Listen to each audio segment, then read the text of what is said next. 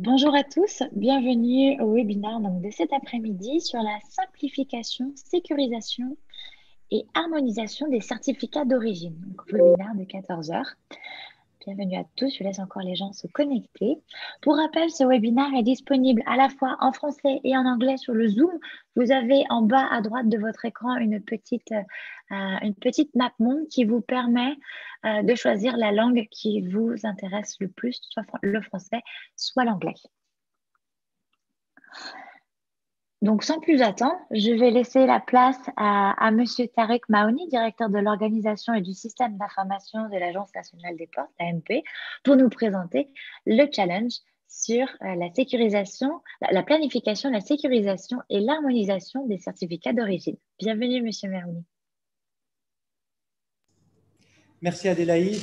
En tout cas, c'est un grand plaisir d'animer ce webinaire consacré à un sujet qui est très important et je pense que pour l'ensemble de nos participants, c'est une occasion extrêmement intéressante d'innover et de créer des solutions avantageuses, pas que au niveau du Maroc, mais au niveau même international. Donc, c'est ça que je précise d'emblée, c'est que ce n'est pas un challenge spécifiquement limité au territoire marocain, on va voir d'ailleurs pourquoi, mais c'est un challenge qui a vocation à être de dimension internationale. Donc, on a la chance autour dans ce panel d'avoir certaines personnalités, certains experts qui connaissent très très bien le sujet et qui vont pouvoir le présenter de façon la plus simple possible, la plus pédagogique possible, parce qu'effectivement, c'est un sujet, vous allez le voir, qui est un petit peu complexe. Et du coup, c'est ça l'intérêt de ce challenge, c'est arriver à dénouer, trouver des solutions avantageuses pour le certificat d'origine. Sans plus tarder, je vais vous donner une présentation de l'ordre du jour. Donc, on va commencer par une présentation des enjeux du certificat d'origine pour le Maroc et à l'international. Et aussi les attentes vis-à-vis de ce challenge. Et c'est M. Maghraoui, directeur de la défense et de la réglementation commerciale auprès du ministère de l'Industrie, qui va présenter ces enjeux du certificat d'origine. On va ensuite donner la parole à nos collègues et représentants de l'administration des douanes et des impôts indirects, car comme on va le découvrir un peu plus tard, les douanes jouent un rôle important dans la délivrance des certificats d'origine. Donc, on va avoir leur vision stratégique par rapport à ce sujet. Et ensuite, on a la chance d'avoir avec nous un expert international dans ce domaine. C'est M. Frank Jensen, qui va nous parler un peu en termes de benchmark, quelles sont les pratiques qui existent dans les différents pays, dans les différentes zones géographiques, pour que les participants puissent, je dirais, connaître un peu les réalisations actuelles et l'état des lieux, quelque part, de cette question du certificat d'origine au niveau international. Et bien évidemment, tout ça, on le fait pour je dirais, dans un objectif précis, c'est de faciliter la vie aux entreprises en particulier les exportateurs et les importateurs qui sont confrontés à cette question du certificat d'origine. Et donc, du coup, on va avoir la possibilité de demander à un représentant des entreprises et du monde économique, M. Rachid Tahri, président de la FFM, de présenter, on va dire, ses attentes clients. Et pour finir, on donnera la parole à M. Jalal Ben Hayoun, directeur général de Portnet, guichet unique du commerce extérieur, qui a des éléments qui vont pouvoir aider les participants à trouver la meilleure voie pour avancer sur ce sujet important. Sans plus tarder, je donne la parole à M. Saïd Maghraoui, directeur de la défense et de la réglementation commerciale auprès du ministère de l'Industrie, du commerce et de l'économie numérique et verte. Monsieur Maghraoui, vous avez la parole.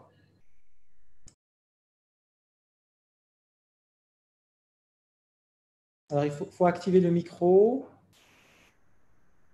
Bon. Merci Tarek. Merci pour l'organisateur de ce webinaire. qui va nous permettre de discuter d'un sujet, comme vous le dites, important relatif au certificat d'origine.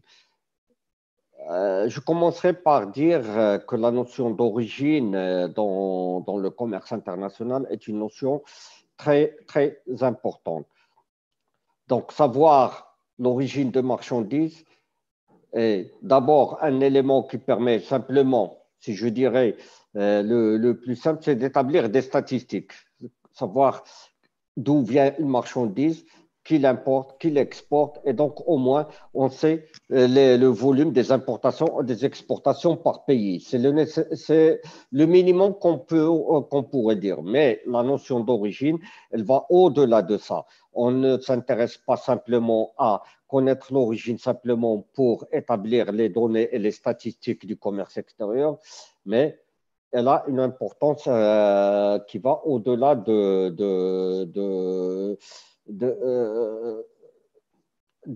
données. Comme vous le savez tous, les pays adoptent des règles ou des systèmes de commerce international différenciés entre les pays, dans le cadre notamment des accords de libre-échange. Un produit originaire d'un pays avec lequel on a un accord de libre-échange est un pays qui accorde finalement un traitement préférentiel aux marchandises du pays avec lequel il a un accord de libre-échange. Donc, il faut qu'il connaisse l'origine. Et c'est justement les règles et les certificats d'origine qui définissent l'origine d'un produit. Donc, les enjeux sont tellement importants. Il s'agit bien sûr d'enjeux financiers, parce que paiement ou non-paiement des droits de douane. Il pourrait y avoir également d'autres types d'enjeux tels que les enjeux sanitaires où on a parfois des restrictions à l'import ou à l'export de certaines origines. Et lorsqu'on dit de certaines origines, donc on doit connaître les origines des produits. Et le certificat d'origine établit donc les origines. Il y a également d'autres enjeux qui se développent au fur et à mesure. Il y a par exemple l'enjeu environnemental qui va se développer encore davantage lorsqu'il s'agira d'établir des règles de commerce international liées à l'environnement, c'est-à-dire où on aura donc à limiter ou à bannir certaines régions ou certains pays ou certains types d'industries provenant de certains pays contre lesquels il y a des règles où on ne respecte pas suffisamment les règles d'environnement. Et voilà, donc finalement, l'origine a une importance très importante dans le commerce international et il faut connaître l'origine selon les règles qu'on a établies. Donc maintenant, on n'est pas là pour discuter vraiment des règles, mais on suppose que ces règles sont déjà assimilées par les opérateurs. Maintenant, c'est le certificat lui-même. Le certificat d'origine, il établit donc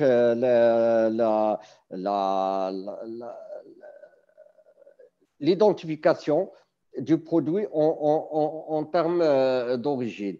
Maintenant, dans les opérations d'exportation du Maroc, le Maroc,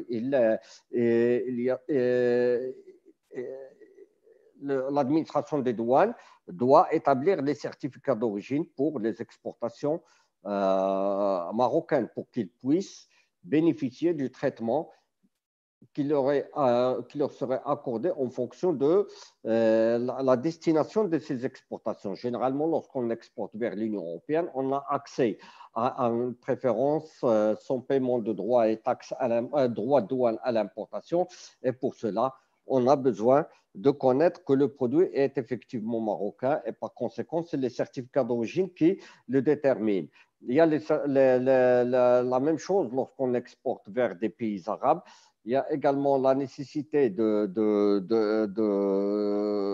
produire le certificat d'origine par rapport aux marchandises exportées. Et c'est justement ce certificat d'origine qui ouvre la voie à la possibilité de bénéficier des droits et taxes. Mais le certificat d'origine de la Ligue arabe, il est différent du certificat d'origine de l'Union européenne.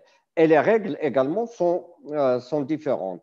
Mais indépendamment de ces différences formelles et parfois des différences qui reflètent un niveau de négociation en termes de règles d'origine, jusqu'à présent, les certificats d'origine sont délivrés en format papier et ne sont reconnus par les autorités que lorsqu'ils sont signés à l'encre avec un cachet particulier. Donc, il y a une question de paperasse qui est toujours en cours. Donc, le premier défi serait donc de dématérialiser. Là, c'est important. La dématérialisation permettrait, bien sûr, aux opérateurs de réduire le temps pour bénéficier de ce certificat, réduire les procédures, réduire les déplacements et également avoir un document dématérialisé qu'on peut rapidement manipuler avec les autres documents dématérialisés. Mais cette dématérialisation en elle-même, elle est insuffisante s'il n'est pas une dématérialisation sécurisée. C'est-à-dire qu'elle doit avoir la même, ou le certificat dématérialisé doit avoir la même force probante que le certificat papier, signé à l'encre. Cette sécurisation du certificat, elle est très importante. Pourquoi? Parce qu'on n'est pas dans le cadre d'un seul pays. On est dans le cadre de plusieurs pays. C'est un certificat délivré par les autorités du pays A, qui est le Maroc, et qui doit être reconnu par les autorités de l'autre pays. Donc, ces autorités de l'autre pays doivent avoir une certaine confiance dans le document. Et pour cela, la question de la sécurisation est très importante pour cette dématérialisation. Sinon, la dématérialisation sera imparfaite parce que finalement, comme l'ont fait plusieurs pays, il y a une certaine dématérialisation, mais par la suite, les autorités exigent un certificat papier qui sera délivré ultérieurement. Donc, on ne fait que un peu faciliter à moitié.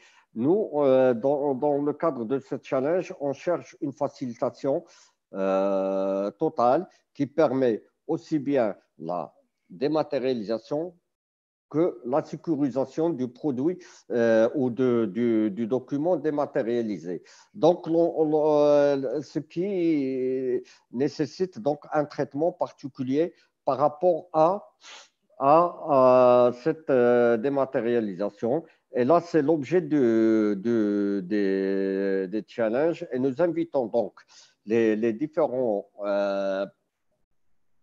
participants ou les différents personnes qui veulent travailler sur ce challenge de réfléchir profondément à cette question, de sorte à ce que cette dématérialisation puisse être suffisamment sécurisée et puisse être acceptée par les autorités des différents pays dans le monde, ou du moins les principaux partenaires du Maroc sur la base donc des flux des échanges et notamment les flux des exportations, à commencer par l'Union européenne qui est le principal partenaire du Maroc.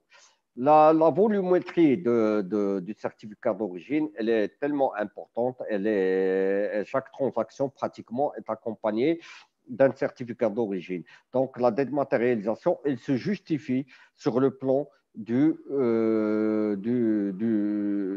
volume. Mais elle nécessite donc, comme je l'ai dit, qu'elle soit reconnue par les pays. Et de sorte, le challenge doit également prendre en compte l'idée que le certificat d'origine n'est pas un document unique, c'est un document qui change en fonction de la nature de l'accord ou de la règle d'origine qui sera sollicité par l'exportateur. Donc, les participants doivent tenir compte de ces éléments pour pouvoir les intégrer dans toute approche de dématérialisation. Je pense qu'avec ça, j'ai un peu fait le tour de la question, mais je reste à votre disposition pour toute question ou tout détail sur la problématique de dématérialisation des certificats d'origine. Merci. Merci, Sitaré. Merci beaucoup aussi, Saïd. Maghraoui, je pense que vous avez bien exposé les enjeux derrière ce challenge, c'est de dématérialiser et bien sûr, et aussi de sécuriser pour que ce certificat d'origine soit reconnu par les autorités de destination. Et comme vous l'avez bien expliqué, la prise en compte des règles d'origine, ça induit une complication supplémentaire, sachant que les règles sont à prendre en considération dans chacun des accords qui peuvent exister. Pour continuer, je vais donner la parole à Monsieur Idrissi Zougari, le représentant de la douane, qui va nous parler un peu des objectifs de l'administration des douanes et des initiatives de l'administration des douanes sur ce sujet qui est très important aussi pour les douanes. À vous la parole, Monsieur Zougari. Est-ce que vous m'entendez maintenant? Oui, on vous entend bien, oui. Merci. Je me présente, Nabil Idrissi Zougari, responsable fonctionnel chargé de la dématérialisation des certificats d'origine à l'administration, au sein de la direction des études de coopération internationale à l'administration des douanes et impôts indirects. Je passe la parole à Monsieur le chef de division, Monsieur Mohsen Abdelghani maintenant. Alors, bon après-midi, mesdames, messieurs.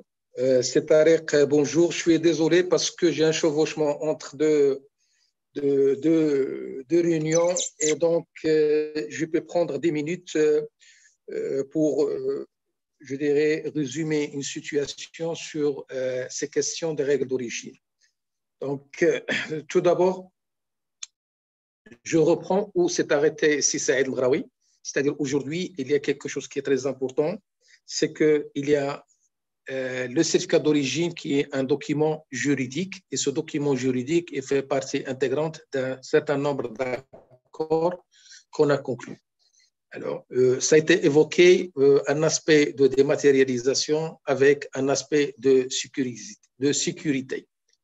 Alors, tout d'abord, je souhaite rappeler quelque chose qui est très important, c'est que aujourd'hui, l'administration s'est engagée dans un processus de dématérialisation et dans ce processus de dématérialisation s'est ajouté également un chantier sur lequel on a travaillé et qui est bientôt finalisé à compter du 12 janvier prochain parce qu'il y aura une dématérialisation totale des certificats d'origine et les publications des circulaires ont été faites pour informer l'ensemble des institutionnels et des opérateurs économiques.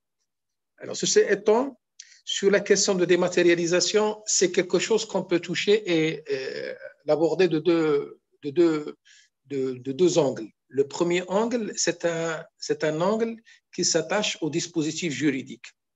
Aujourd'hui, le dispositif juridique, c'est les accords et conventions, ce sont des dispositions conventionnelles de droit international. Et comme il a expliqué Saïd Maghraoui, ces accords ne sont pas toujours des accords bilatéraux, mais sont des accords multilatéraux. Et dans ces accords multilatéraux, l'évolution des questions de documents numériques ou de la dématérialisation n'est pas toujours au diapason par rapport à l'ensemble des parties prenantes au sein de ce groupe qui contractent le même accord ou la même convention. De même, le niveau des infrastructures informatiques, il n'est pas toujours le même dans l'ensemble des partenaires. Et donc, il y a une loi de la physique qui dispose qu'aujourd'hui, dans un système, c'est la vitesse qui est la plus lente qui va imposer à l'ensemble des engrenages la vitesse de l'ensemble. Et donc, ce sont deux facteurs qui sont très importants et ce sont deux variables qui sont très pondérantes dans la dématérialisation. Nonobstant de ces variables, on a fait un travail. Et ce travail, il a été fait à deux niveaux. Le premier niveau, il s'inscrit dans un objectif global de l'administration, c'est celui de la dématérialisation. Le deuxième objectif, c'est faire bouger les textes juridiques, c'est-à-dire les accords et conventions qui se rattachent à l'origine. Et donc, on a formulé des propositions qui ont été adoptées. On a poussé, c'est le mot, on a poussé vers un amendement des dispositions juridiques et on a pu avoir gain de cause au niveau de la zone PAN avec l'intégration de la possibilité de certification, l'acceptation d'une manière optionnelle entre les parties en ce qui concerne, je dirais, les parties qui souhaitent avoir ce mode. Et dans le cadre de la zone avec les pays arabes, on a poussé des choses pour aller de simples recommandations vers je dirais un travail de fond qui à suite duquel il y a un ensemble de recommandations qui versent dans le sens de l'adoption de la certification, de la dématérialisation de la délivrance des certificats. Et donc, c'est quelque chose qui en bon chemin, qui est en train de s'instaurer. Aujourd'hui, tout ce que nous avons proposé, ce qu'on a initié sur la dématérialisation et tout ce qu'on a initié comme travail au niveau des instances, que ce soit régionale, la Ligue arabe, ou que ce soit au niveau de la zone pan-euro-méditerranéenne, et c'est concrétisé avec beaucoup de succès et on est en train de récolter les fruits. Il y a également quelque chose qui est très important, c'est que la crise de la pandémie du Covid-19, elle a démontré qu'aujourd'hui, la dématérialisation, elle est incontournable. Et aujourd'hui, c'est durant cette période de la Covid, il y a des assouplissements qui ont été portés et qui ont poussé beaucoup de parties qui étaient auparavant à adopter la dématérialisation de la délivrance à réfléchir, à assouplir davantage leur position, ce qui est en train d'être concrétisé. Alors, au plan purement, je dirais au plan douanier, et pour répondre à l'interrogation de Saïd, c'est qu'aujourd'hui, la sécurisation, il passe par un ensemble d'outils. Aujourd'hui, nous offrons, c'est-à-dire aujourd'hui, la première sécurisation, c'est celle de l'acceptation par votre partie. Et l'acceptation par l'autre partie, ça suppose qu'il y ait un dispositif juridique qui permet que d'abord on évolue vers ce cadre. Deux, il faut qu'il y ait dans l'autre pays, et pas forcément dans le pays d'émission, mais dans le pays dans lequel le certificat se présentait, il y a un environnement, c'est un environnement qui est juridique, relatif aux transactions électroniques et aux documents numériques, qui permet d'avoir cette force probante. Et troisième des choses, il faut qu'il y ait une infrastructure, et cette infrastructure informatique qui permet, je dirais, un peu la réception et l'intégration et l'implémentation de cette information ou de ces données. Et comme on sait que celui qui connaît l'origine des choses, l'origine, dans sa dimension, au-delà que c'est une dimension qui revêt un caractère qui est juridique, mais c'est une force très puissante en termes d'implémentation de marché et d'accès au marché. Et donc, l'administration, elle est consciente de cet enjeu, au-delà qu'il est mandaté pour l'application des règles et les délivrances et le contrôle des certificats, parce qu'il n'y a pas que la délivrance, il y a également le contrôle des certificats. Et ce contrôle, il se fait à deux niveaux. Il y a soit un contrôle qui se fait a posteriori. Dans cette optique, on a travaillé sur un schéma qui est global, qui intègre les deux flux, qui est à l'import et à l'export, et qui tient compte, je dirais, de l'ensemble de ces environnements juridiques, et également qui, d'un point de vue linguistique, qui est très complexe, parce que Notre pays, qui est un pays polyglotte, on va trouver qu'on a des certificats qui sont émis en langue arabe, en français et en anglais. Dans cet environnement linguistique et dans lequel on a des systèmes qui sont très différents, on a évolué vers, je dirais, des solutions très personnalisées. On a commencé par la dématérialisation de la demande et aujourd'hui, on a évolué vers la délivrance certificat qui est délivré quelque chose quand déjà les instructions, les circulaires étaient diffusées à compter du 12 janvier prochain, Inch'Allah. Il y a dans la ligne de mire, c'est qu'aujourd'hui, on évolue vers un échange électronique des certificats, c'est-à-dire il y a un concept sur la terminologie, il y a un certificat électronique, comme vous le savez, c'est un certificat qui est un fichier de données. Et on a la demande et la délivrance électronique imprimée qui sert de support pour l'impression des données. Et donc aujourd'hui, il y a deux temps dans le schéma qui est plus global. Le schéma, le premier qu'on va le constater au niveau international, c'est le premier temps, ce sont des certificats qui sont délivrés. La demande et la délivrance, elle est faite électroniquement. Les certificats sous format électronique, file, ce sont des certificats qui nécessitent encore qu'au niveau international et au niveau, je dirais, des accords et conventions, qu'il y a l'implémentation l'implémentation de cadres juridiques et qu'il y a des infrastructures de part et d'autre qui permettent l'interconnexion des systèmes d'information des douanes partenaires. Voilà, c'est d'une manière qui est globale. Il y a cet environnement, l'objectif, il est cadré par un ensemble, je dirais, pas de contraintes, mais par d'environnement juridique, un environnement technique. Et l'environnement juridique, on peut le diviser en deux. C'est un environnement qui est lié aux accords et conventions. Et il y a également la partie qui est liée dans les pays partenaires de degré de maturation de textes juridiques par rapport aux questions de signature, d'acceptation de transactions électroniques. Sur un autre plan, par rapport à la sécurisation en interne, l'administration des douanes, elle opère l'ensemble des transactions dans un système qui est très sécurisé. Et aujourd'hui, les demandes de certificats sont faites sur le système de l'administration avec tous je dirais, les règles je dirais, de sécurité d'accès au système, la formulation des demandes, l'édition de les certificats qui vont se faire.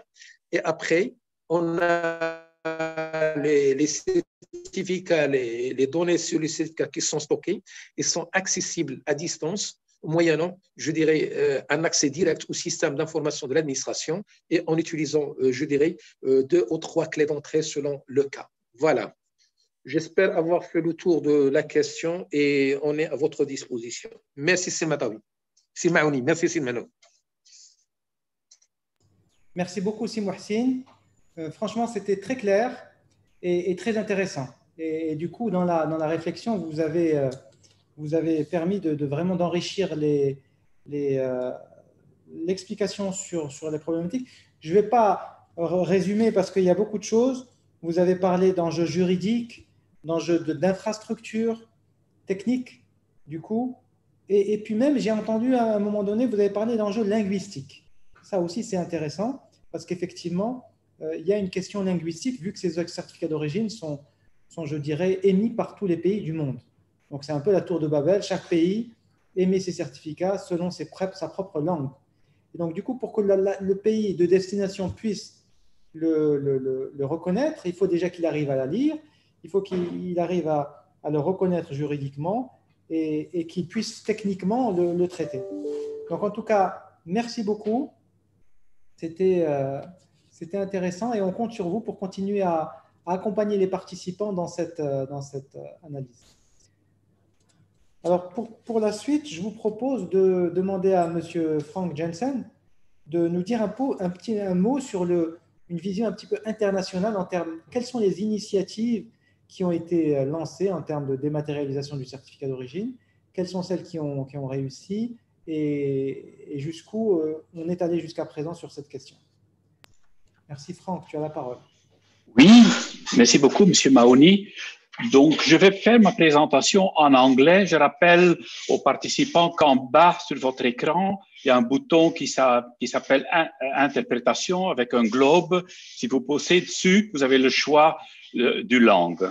So, I will make my presentation in English, and after the previous speakers have already provided very valuable information, I will try to be a bit practical, and I would like to share my screen to show you the presentation, and it should work. It's now okay. So here is the presentation, and I will try to go one down. Okay. So first of all. Excusez-moi, monsieur Janssen. Oui. On ne voit pas votre écran, si je peux me permettre. Ah oui, oui, certainement. On ne le voit pas. Je vais essayer de retourner. So if you're sharing two screens, you need to select the one that you will promote, and you need to have that one. Yeah, I will do that. Okay. So, okay. Now I have to see which one. If I do that, share. No, it's perfect. We can see. We can see everything. You cannot see it, no? I can see that there's it's the wrong screen, no? Yeah, it's a pretty street with the. Yeah, maybe. No, it's. I have to try again. Yes. So.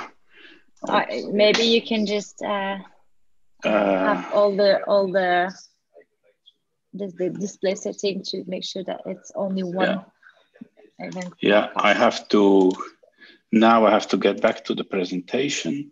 Mm-hmm. I will stop sharing the screen and try again.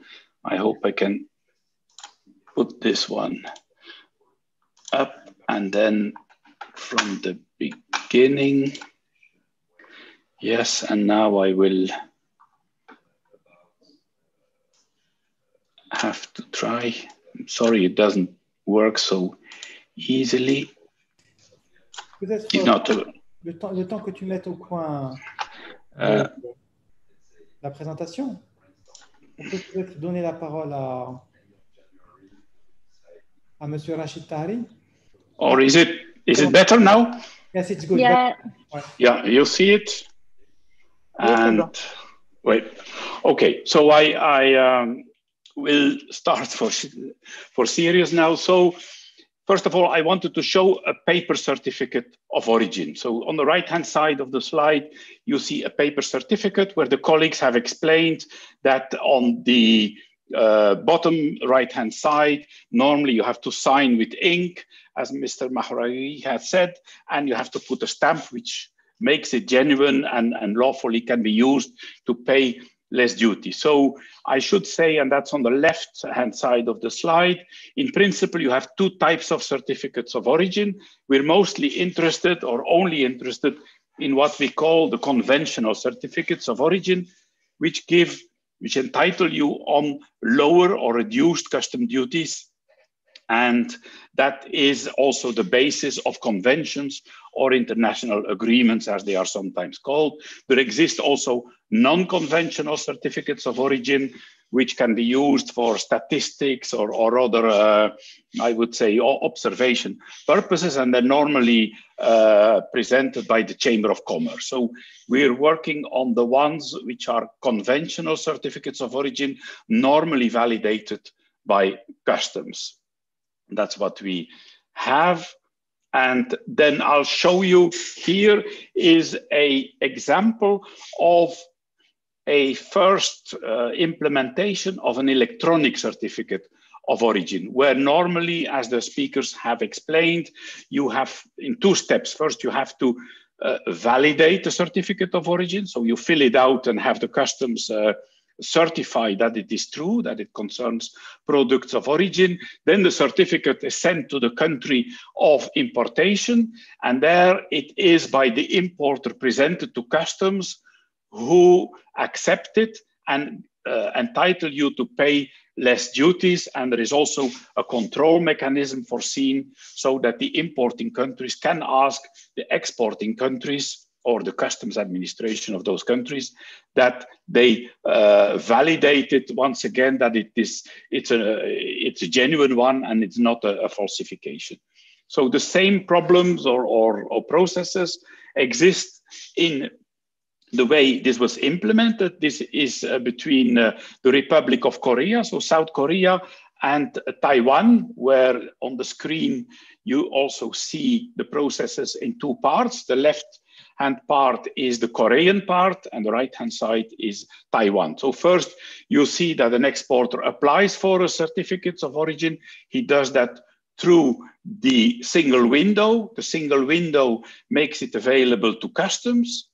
There, also the customs, they check also the export declaration.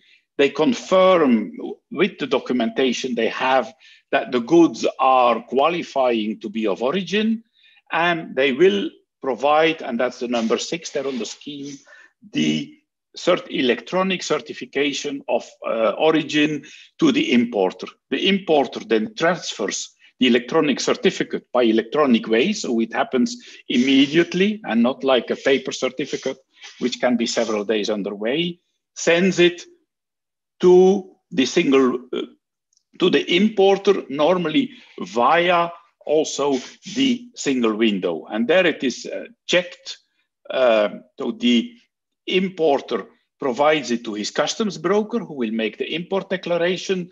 Then this is handed over to customs. The customs check the import declaration and the electronic certificate of origin, and then either they accept it, or as you can see here in the number 12, 13, and 14, it can also ask, so Taiwan customs can ask to the customs of the country of export, here Korea, that it is a genuine certificate, and they have installed a system with identification and passwords. And if the control is has as a result that it's okay, then the goods are released and the importer has paid reduced data. What is perhaps important to say here for those who want to propose a solution is that, of course, like in the paper cycle, everything needs to be secured.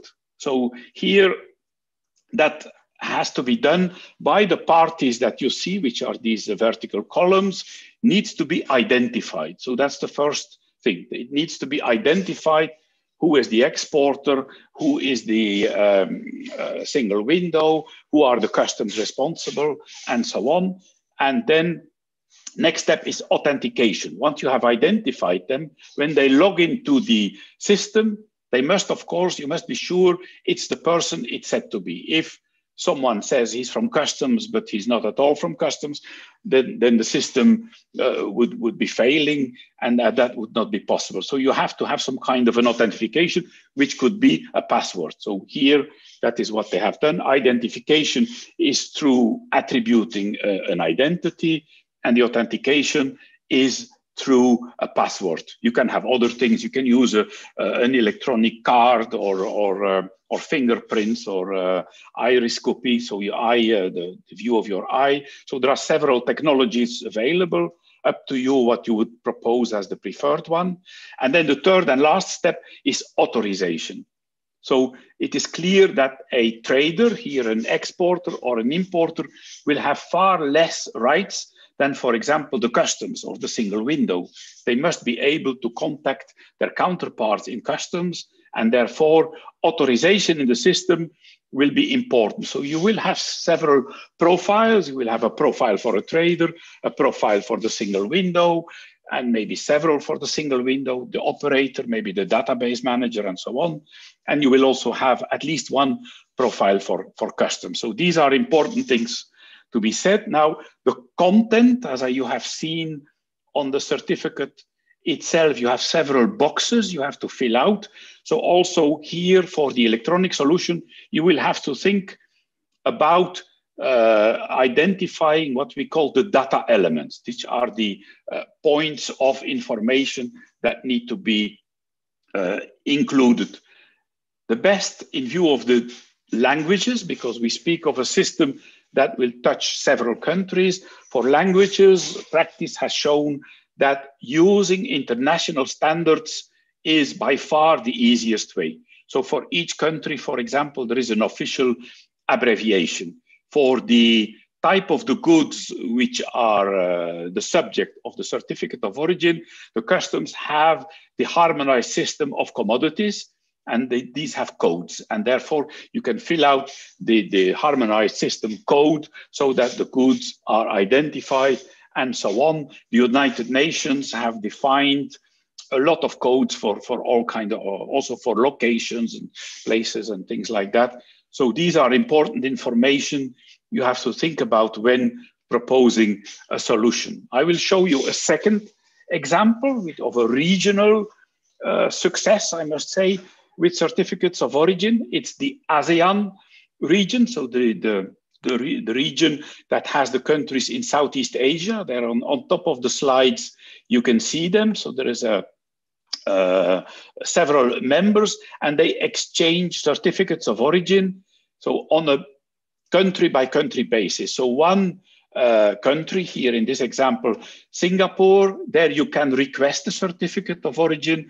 The customs will validate it, and then it will be sent via the single window, in this case to a regional single window. And the regional single window, the ASEAN single window, that is what it means, will send it to the country of importation. So another ASEAN country like Malaysia or Thailand, for example, it will arrive in the national single window of Malaysia, and they will send it on to the importer and also can make it available to the customs. So the steps are the same, but here it's an exchange between an agreed group of countries, so a region, and they have taken the choice or made the choice to use a regional single window. You could imagine that you propose another approach. You could also send messages from one single window directly to another one. You just have to identify them again,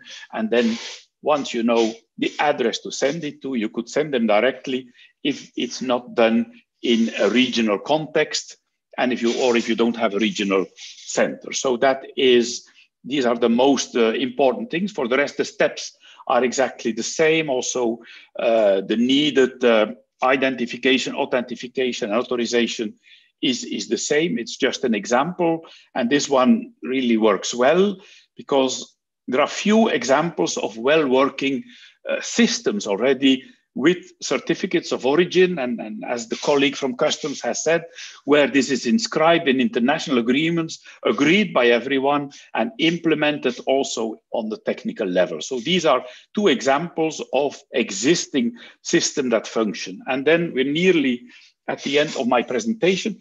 I want to present another approach to digitalizing certificates of origin. The European Union has created a system for digitalizing certificates of origin, which works in another way. Instead of sending papers or messages for each consignment of goods, they have adopted a new philosophy. And the new philosophy is that you have to apply to become a registered exporter. That means that you have to inform the national authorities that you are a producer of goods of origin and you want to become a registered exporter. They will look into your business if you qualify for that. And if you qualify, it's an electronic procedure, as you can see on the screen. Once it's approved, then you will get what we call a REX number. And then you're officially a registered exporter and you can export goods of origin to the other side, and the other side, the importing country, will have all of the information on you, that your X number, your identity, your address, the type of goods that you normally are entitled to produce.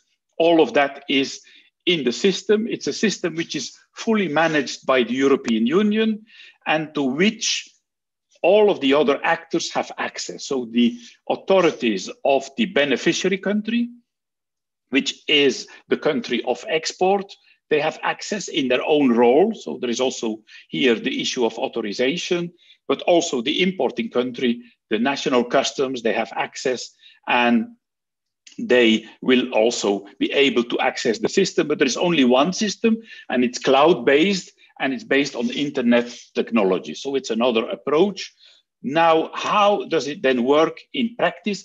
Once you are a registered exporter, you can simply make on your invoice statements of origin. So if, for example, here you export from Morocco, you put on the invoice, you put your full name and address, your X number, and you state that these are goods of origin. And that is sufficient, because at the side of importation, it's always possible that then the customs of the importing country will ask for a control to the exporting country. So the control procedures are exactly the same, but there is no exchange of paper or electronic certificate of origin. Once you have a status, you can then deliver statements of origin on the invoice, and that is sufficient unless you behave fraudulent.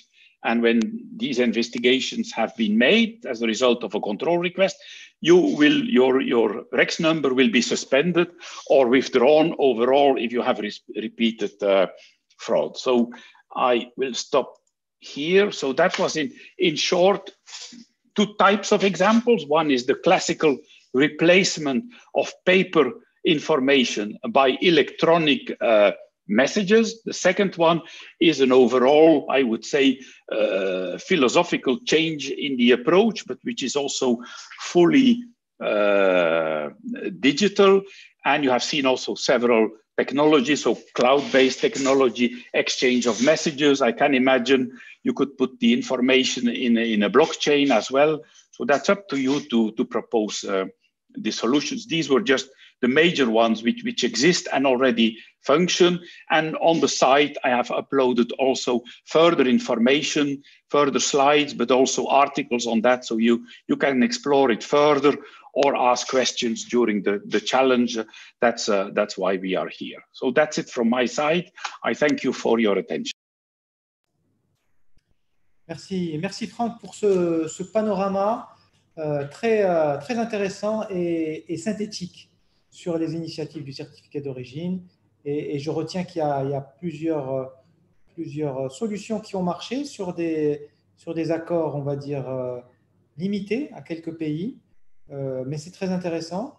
Et puis, il y a le cas de l'Union européenne où c'est assez différent. Ça aussi, c'est très intéressant. Donc après, à nous, aux participants, de voir quelles sont les meilleures options qui seraient adaptées pour le cas du Maroc. On en reparlera. Donc maintenant, ce que je vous propose, c'est de donner la parole à M. Rachid Tahri, président de la FFM, l'Association des Freight Forwarders du Maroc, pour parler de la question de la vision des exportateurs marocains et des opérateurs économiques vis-à-vis de cette question du certificat d'origine. Je pense qu'il va pouvoir nous dire un peu qu'est-ce qu'on attend côté entreprise, en quoi est-ce que c'est important ou pas, et quels sont les enjeux pour les entreprises. C'est Rachid. Oui, bonjour. Merci c'est Tariq. Merci pour l'invitation. Je voudrais profiter pour vous féliciter tous, me féliciter par rapport à ce challenge, parce qu'effectivement, on est peut-être dans différents challenges, mais on est surtout dans une vision, je dirais, très stratégique par rapport à la dématérialisation dans sa globalité. Et je suis très heureux de pouvoir participer à ce hackathon, parce que vraiment, c'était nécessaire et il vient à point nommé, parce qu'aujourd'hui, le Maroc est bien engagé sur la digitalisation Et je trouve que en plus avec la Covid, je pense qu'on a tous compris et je remercie au passage l'administration des douanes pendant la Covid qui ont parlé parce que nous avons à l'époque saisi l'administration des douanes par rapport aux EUR1 à l'importation et à l'époque, on va dire, les douanes travaillaient pratiquement à distance et qui nous ont autorisé à l'époque, ils ont accepté des certificats d'origine, en l'occurrence l'UR1, on va dire sans cachet humide, parce que la question du cachet humide est importante dans ces échanges, comme ils l'ont expliqué Monsieur Marraoui et le représentant de l'administration des douanes, ainsi que Monsieur Janssen. Donc, effectivement, il y a plusieurs types d'accords, et donc chaque accord a ses obligations, chaque accord a ses conditions. Nous, par rapport aux exportateurs, par rapport à nous en tant que représentants des exportateurs, puisque c'est nous qui sommes, en fait, c'est nous qui organisons ce transport et organisons la documentation nécessaire à l'exportation. Là, je dirais aux participants, d'abord, comme je le dis souvent, il faut toujours aller voir quel est le moyen le plus rapide. Si je parle du moyen le plus rapide, parce que pour le Maroc, l'exportation se fait essentiellement sur des pays, on va dire sur l'Espagne, sur la France, enfin les deux premiers partenaires du Maroc. Et donc, en général, c'est le Rhin qui est utilisé dans cette partie ou dans ces accords. Donc, aujourd'hui, l'UR1, bon, nous avons les demandes qui sont déjà dématérialisées, comme il a expliqué monsieur le représentant de l'administration des douanes. Nous allons vers une dématérialisation peut-être définitive avec certains pays, mais le plus gros de notre exportation se fait sur l'Union européenne et bien sûr avec les deux principaux partenaires du Maroc. Donc, nous, ce que nous cherchons, c'est qu'il y ait effectivement une dématérialisation définitive, comme il a expliqué M. Janssen, parce qu'effectivement, l'idée, ça a commencé déjà depuis l'année dernière. La question de l'opérateur, on va dire de l'exportateur agréé, donc qui permet, vous épargne la production de ce document-là. Bien sûr, il y a des contrôles qui se font de part et d'autre, par la douane de pays d'origine et par la douane marocaine. Mais je pense que ce qu'il faut c'est arriver à ce niveau-là. C'est-à-dire, soit vous êtes un opérateur agréé et donc vous n'avez pas besoin pardon, excusez-moi, vous n'avez pas besoin de présenter ce document-là. Sinon, vous avez l'autre côté, parce que ce n'est pas tout le monde qui est agréé, vous avez l'autre partie qui est l'échange électronique. L'échange électronique, puisque nous avons déjà aujourd'hui, nous arrivons déjà, par exemple, pour l'exportation, par exemple, quand on parle de l'export avec les camions, quand on part sur l'Europe avec les camions, aujourd'hui, nous avons cette contrainte de l'ICS, qui est l'Import Control System, qui nous oblige à faire une déclaration dans le pays d'origine par rapport à la marchandise avant son départ du Maroc. Donc, c'est un petit peu les mêmes conditions, si vous voulez. C'est-à-dire qu'aucune marchandise ne peut être exportée qu'une fois reçu l'accord du pays, le pays d'arrivée, le pays de destination. Bien sûr, quand je dis le pays de destination, c'est la douane du pays de destination. Donc, je pense qu'il faut, moi, à mon sens, il faut aller plutôt vers ça, vers des messages électroniques, proposer des messages électroniques et éventuellement, si c'est nécessaire, que ce message électronique soit transformé en document, comme certificat d'origine. Mais rester sur le document lui-même, parce que ça va bien sûr, il y a toute l'exigence dont il a parlé le monsieur Mraoui et le représentant de l'administration des douanes. C'est-à-dire que toute la partie, bien sûr, juridique, reconnaissance, côté technique, tout ça pose énormément de problèmes, effectivement, parce qu'il y a des pays qui acceptent, il y a des pays qui n'acceptent pas.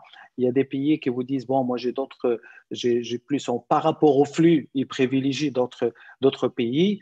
Et donc, il faudrait organiser, en fait, proposer une solution déjà qui soit sécurisée et qui nous permet déjà d'avoir en fait un préalable ça dépend des groupes, en fonction des groupes avec qui le Maroc a signé des accords de libre-échange. Et surtout la question la question que cet URA ou ce document-là, ce certificat d'origine, pour ne pas rester sur l'URA, ce certificat d'origine soit émis bien avant le départ de marchandises. Parce que qu'est-ce qui se passe des fois? Des fois, sur le document, le support papier, nous avons encore ces contraintes que la marchandise doit partir, mais l'URA n'est pas encore validé. Donc, qu'est-ce qu'on fait? On quitte avec sans l'URA et après, on est obligé de l'envoyer éventuellement par DHL.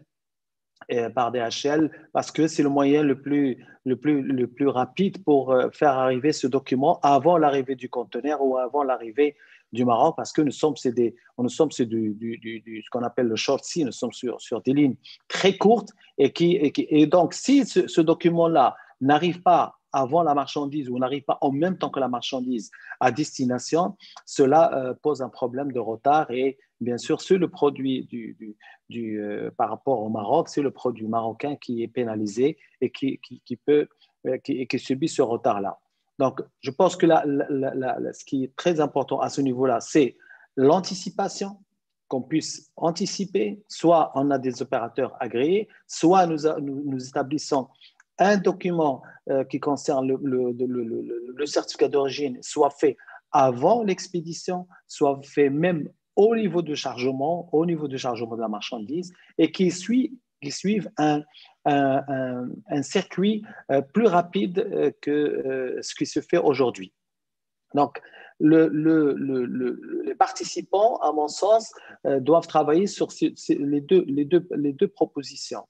Un, c'est la proposition d'un document dématérialisé, on va dire, mais avec un système où on remplit certaines informations et éventuellement travailler sur il y a aussi l'autre possibilité, c'est travailler sur la partie message, puisque les éléments que nous avons sur la déclaration douanière, la DUM, d'accord, c'est les mêmes éléments que nous reportons sur l'URA, donc sur le certificat d'origine. Donc, je pense que l'idéal serait de rattacher ce message à la déclaration douanière et bien sûr, ça nous évitera bien sûr de refaire le document, de l'imprimer et de le cacheter. Et bien sûr, on parle toujours de bien sûr l'authentification, comme tu l'as si bien dit tout à l'heure.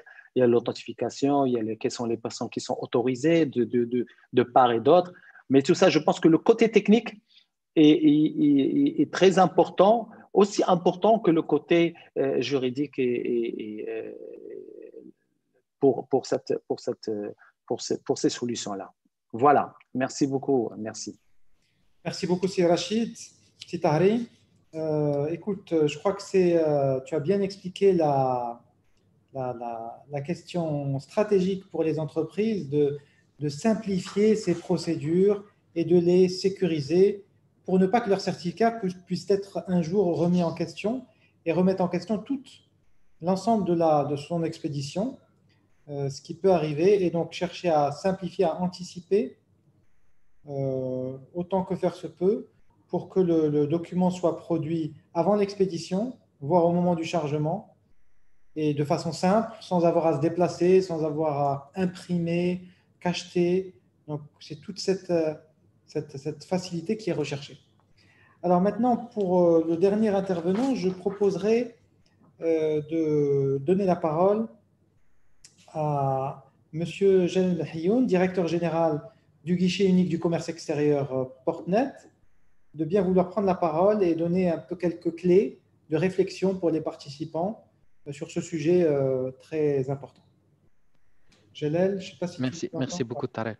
En tout cas, merci d'avoir mis le point sur cette problématique, une problématique réelle en fait, au niveau de l'import et de l'export, et qui touche énormément d'opérateurs économiques et qui touche directement leur compétitivité parce que le certificat d'origine va leur permettre de bénéficier un peu d'un tarif préférentiel au sein de la douane en fait, du pays d'importation. Donc aujourd'hui, je ne veux pas me répéter par rapport à tout ce qui a été dit par mes collègues. Il y a des efforts énormes qui ont été menés par la douane, par le ministère du Commerce extérieur, justement pour aller vers une dématérialisation des demandes et on se félicite, bien entendu. Mais il y a aujourd'hui, je pense qu'il y a moyen, c'est pour ça qu'on a déjà positionné cette thématique.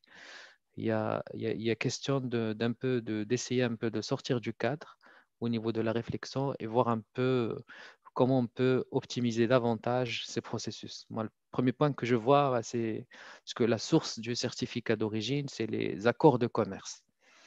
Et aujourd'hui, moi personnellement, en fait, il m'est difficile, en tout cas, d'imaginer qu'on est encore sur des accords signés sur papier. Donc, si on avait des accords électroniques, tout le reste va être électronique et on aura dépassé cette problématique.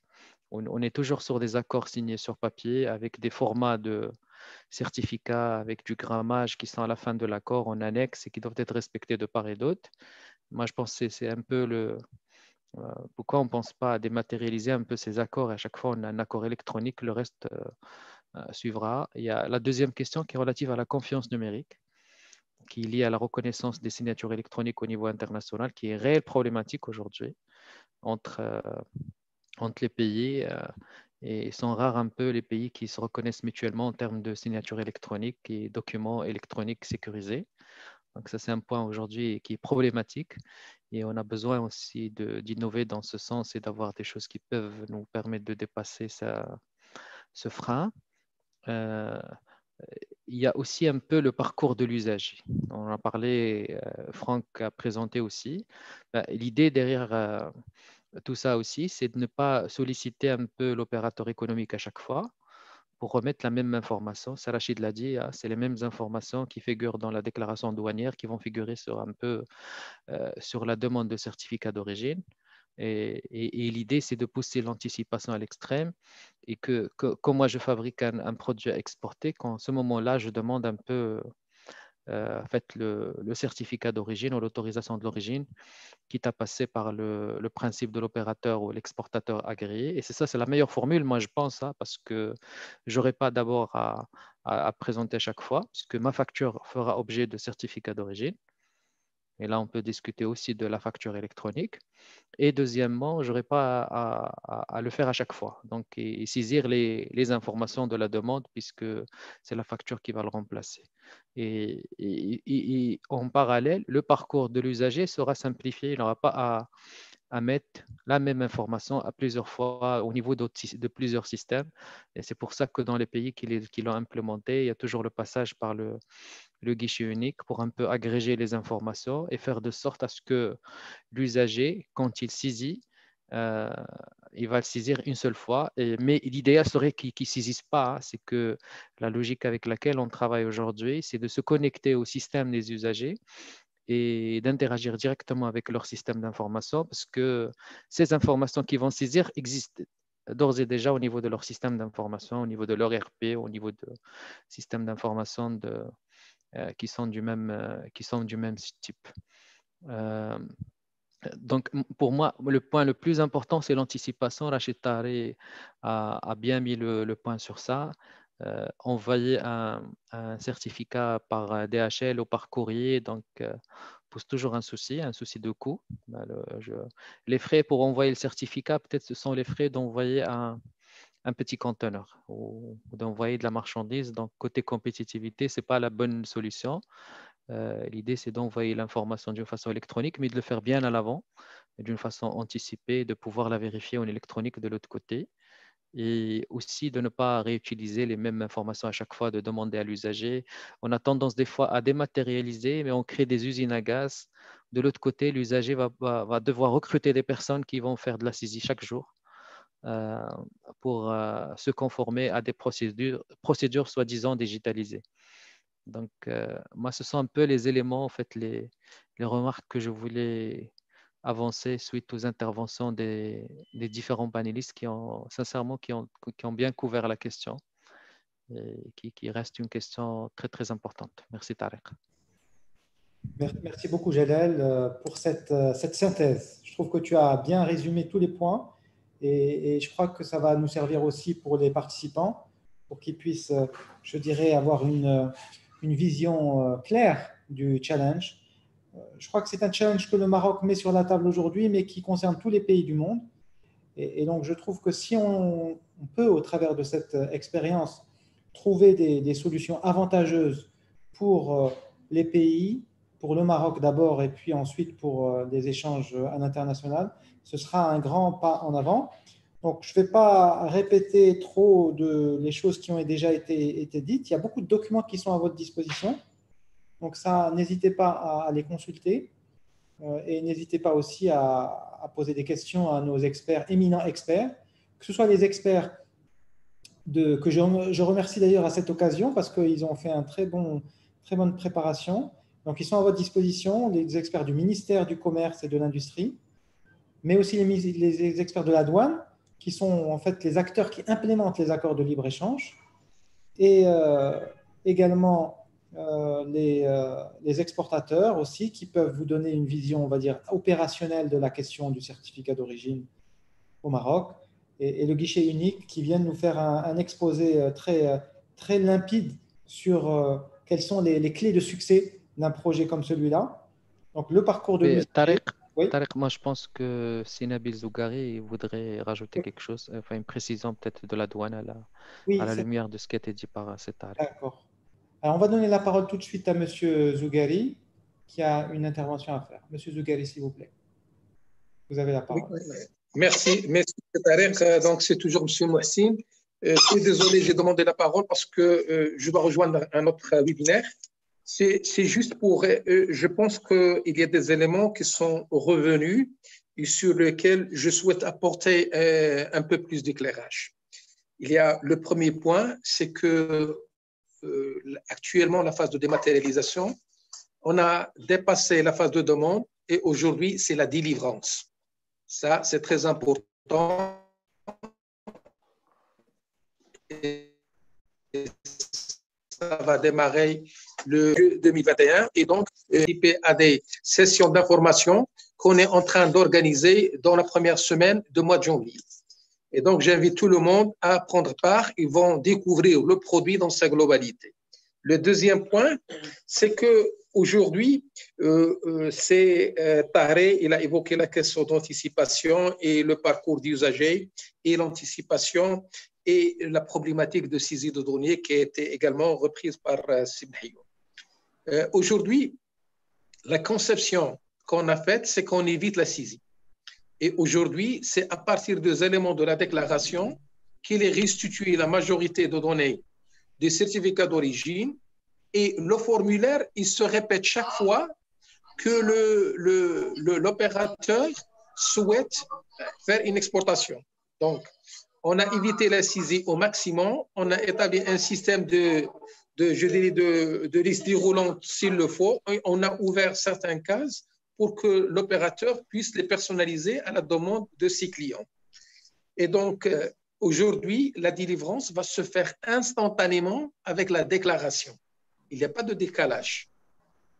Aujourd'hui, la conception du système, c'est que quand vous faites votre déclaration, vous établissez votre demande des certificats et votre certificat sera délivré au même titre que le bon a délivré, la main levée. Et donc, c'est instantanément, il n'y a pas cette problématique qui est évoquée. Donc, je remercie Setari d'évoquer ce point, mais ces préoccupations, il n'y aura plus ces préoccupations, c'est instantanément au moment de la délivrance de la main levée. La troisième question, c'est qu'aujourd'hui, on a abordé l'autocertification. Aujourd'hui, la thématique, c'était inscrit le certificat d'origine. Aujourd'hui, quand on parle d'autocertification, c'est un autre mécanisme qui est prévu par certains accords. Des accords, par exemple, dans le cadre de la Ligue arabe, on n'a pas ces accords. Ces accords, ils sont dans le cadre de la ZOMPAN, donc l'accord avec l'UE, l'ALE, la Turquie, les pays signataires de l'accord d'Agadir. Mais avec les pays arabes, on n'a pas la notion d'autocertification. C'est toujours des certificats. Alors, pour l'autocertification, on a deux grandes branches. On a la première branche, c'est l'exportateur agréé. Et l'administration fait tout son mieux de communiquer autour de ce produit pour qu'il puisse apporter toutes les simplifications nécessaires pour les opérateurs. Et pour le système REX qui a été évoqué par notre ami l'expert, c'est un système qui est proposé par l'Union européenne dans le cadre des schémas généralisés de préférence. Et aujourd'hui, il y a une implémentation qui va se faire juridiquement à partir de l'année prochaine. Mais ça, c'est d'une manière qui est optionnelle et ça pose des questions au niveau technique sur l'hébergement de la base de données. Il y a beaucoup de questions juridiques qui se rapportent ou, je dirais, techniques. Et donc, aujourd'hui, il n'y aura plus de parcours de combattants et la délivrance se fera instantanément.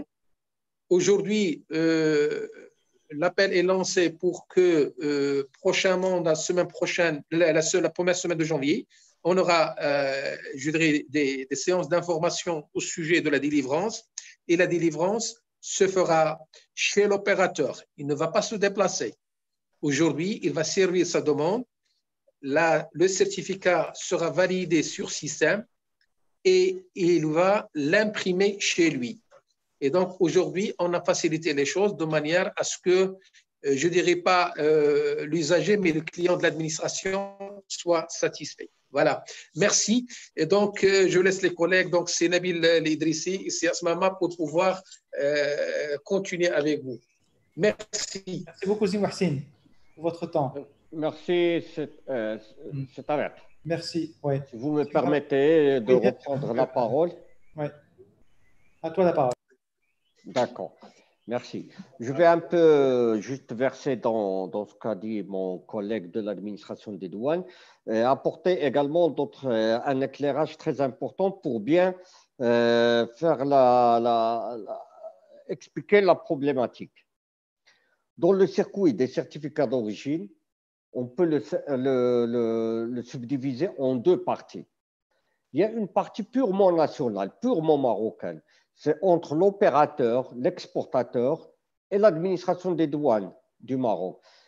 Il y a l'exportateur qui dépose sa demande de certificat avec toutes les informations qui sont généralement dans la DUM et l'administration des douanes lui délivre le certificat d'origine. Ça, c'est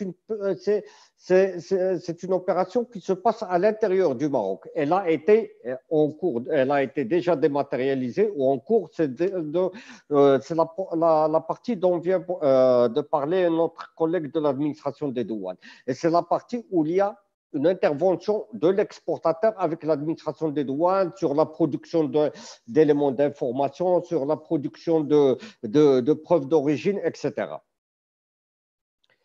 Une fois ce certificat d'origine délivré par la douane, c'est l'autre partie qui est importante. C'est le certificat d'origine, il accompagne une marchandise à l'export. Il doit être reçu par les douanes des autres pays. Et reçu par les douanes des autres pays, reconnu en tant que tel et donnant le droit à l'exportateur ou à la marchandise exportée le caractère originaire pour n'importe quelle raison. On a besoin du caractère originaire. Donc, maintenant, la demande, elle est dématérialisée. Le certificat, il est délivré sous format papier, parce que jusqu'à présent, l'exportation nécessite un certificat papier. Une fois elle sera dématérialisée, elle doit être sécurisée, etc., pour qu'elle soit reconnue par les douanes des pays importateurs. Ce circuit-là, ça c'est qui est important. Ce circuit-là, il y a différentes méthodes de le traiter. Soit c'est la douane marocaine qui envoie le certificat d'origine dématérialisé à la douane du pays importateur avec un échange électronique, selon des messages reconnus par les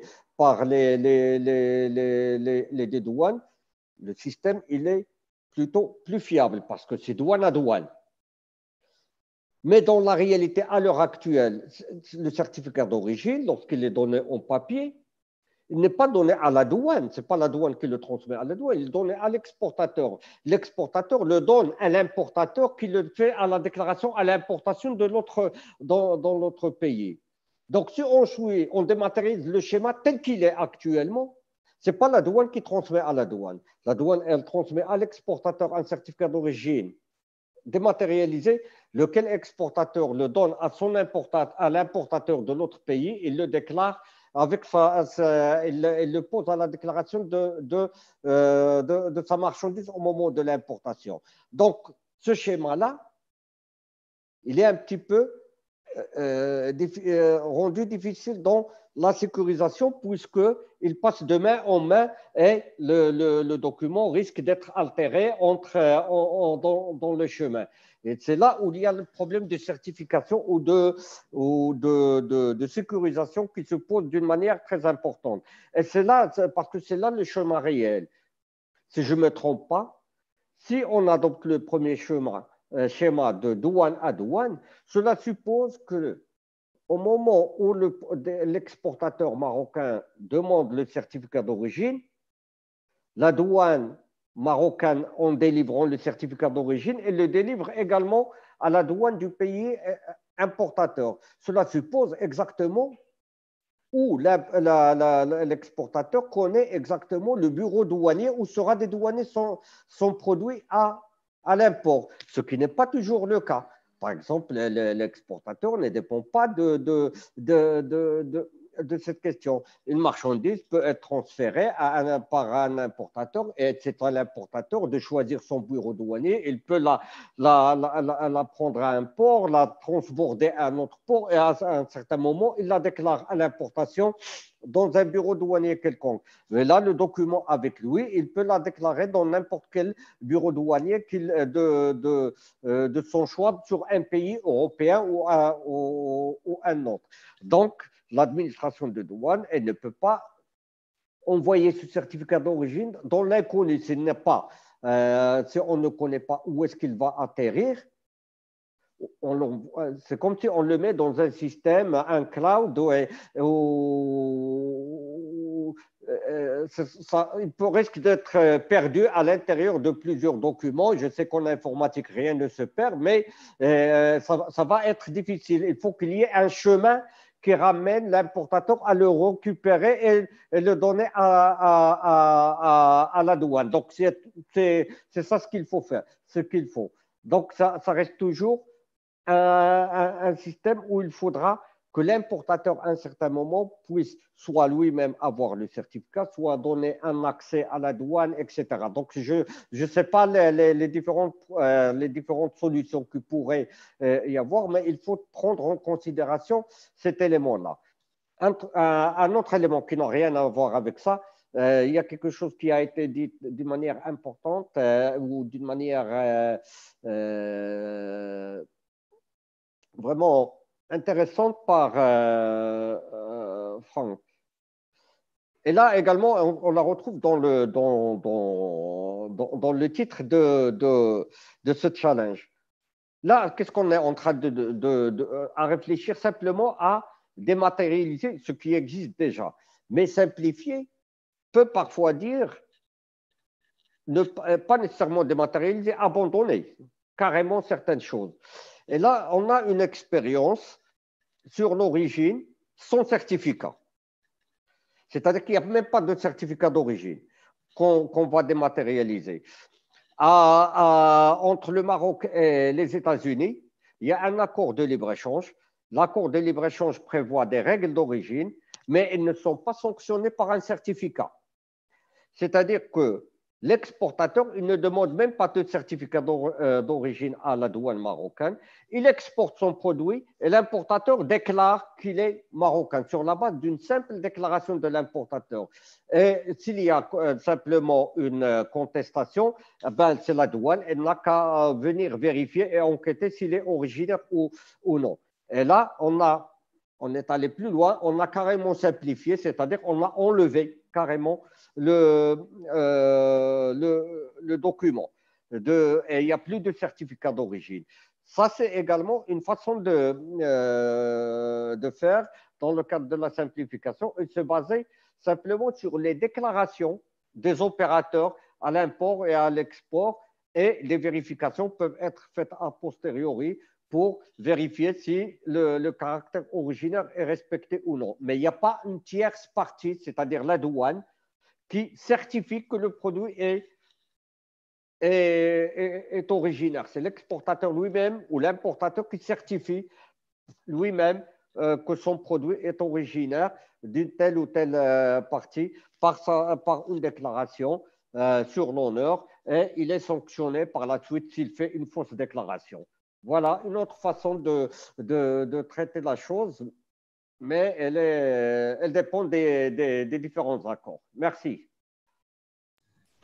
Merci beaucoup, Simraoui, pour cet éclairage. Effectivement, il y a plusieurs options, plusieurs chemins pour atteindre l'objectif. Donc, les participants sont un petit peu, comment dire, invités à réfléchir et à proposer les solutions qui leur paraissent les plus adéquates par rapport au contexte au Maroc. Et je ne sais pas s'il y a d'autres interventions ou des questions, peut-être, Adélaïde.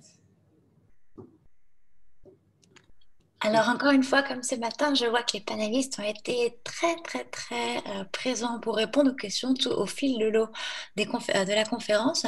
Donc, il me reste deux questions, enfin, surtout une, parce qu'une autre n'est pas sous forme de question. Mais du coup, j'ai une question sur, peut-on avoir une idée sur les volumes à traiter? D'accord. Et une autre question en anglais cette fois-ci, c'est Thank you for your presentation. Can you share how to identify a shipment and link it with the COO? Do you use unique consignment references numbers for shipments in the Portnet system, or is there another reference number that is both registered in Portnet and on the COO? Thank you. Très bien. Parfait. Alors, qui est-ce qui voudrait répondre à la première question des volumes? Est-ce qu'on a une idée des volumes qui sont traités en termes de certificat d'origine? La douane pourrait justement. La douane peut-être, oui. Que les volumes passent via la douane. Est-ce que le représentant de la douane pourrait donner une indication sur le nombre de certificats d'origine par an? Ça... Je sais pas si c'est juste le nombre il faut juste le nombre de déclarations. À partir de là, on sait qu'il y a, on sait pratiquement combien de certificats sont délivrés. Pas forcément, parce que en fait, c'est beaucoup moins que le nombre de déclarations, je suppose, parce que pour tous les cas, on n'a pas forcément un régime préférentiel. Mais c'est une question intéressante. C'est une question intéressante. On ne va pas forcément vous donner… En tout cas, c'est inférieur au nombre de déclarations de DUM. Le nombre de DUM, c'est… Oui. On a délivré presque 250 000 certificats d'origine par procédé électronique depuis le 1er octobre 2019. D'accord. Donc 250 000 en une année pratiquement. Hein. Plus que 250 000. Plus que 250 000. OK, c'est très clair. Et le nombre de DUM, vous pouvez nous rappeler combien il y a de DUM à peu près? Non par an, c'est presque 1 million. 1 million, c'est ça. Hein. Donc, il y a au niveau import et export. Import-export. D'accord, oui, OK. Très bien. Donc, en tout cas, merci pour votre réponse. Ensuite, il y a la deuxième question. Par rapport aux règles d'origine, on a des règles où on peut trouver les règles d'origine concernant les accords dans lesquels le Maroc est partie prenante. Rodi Jalil, qu'est-ce que tu as dit? Moi, je trouve qu'une question intéressante par rapport aux règles d'origine. Où peut-on trouver les règles d'origine concernant le Maroc? Le Maroc est partie prenante. Ah oui. Qu'à partager par rapport aux accords de l'Union européenne, mais par rapport au Maroc, est-ce qu'on a un référentiel de règles d'origine? Ça peut-être, si Marawi peut nous aider là-dessus. Si vous permettez, les règles d'origine, les règles elles-mêmes, ne sont pas liées au certificat. Le certificat, il certifie que le produit répond à la règle. Selon ce qu'on cherche ou selon la règle telle qu'elle a été établie. Mais ces règles d'origine, ils dépendent d'un accord à un autre. C'est le fruit d'une négociation.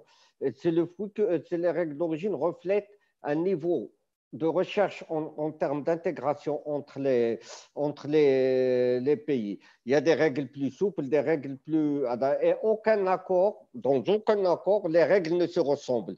Il y a les règles de droit commun, les règles avec la Ligue arabe, les règles dans le cadre d'Agadir, la Convention Euromède sur les règles d'origine, les règles qu'on a avec les États-Unis sont totalement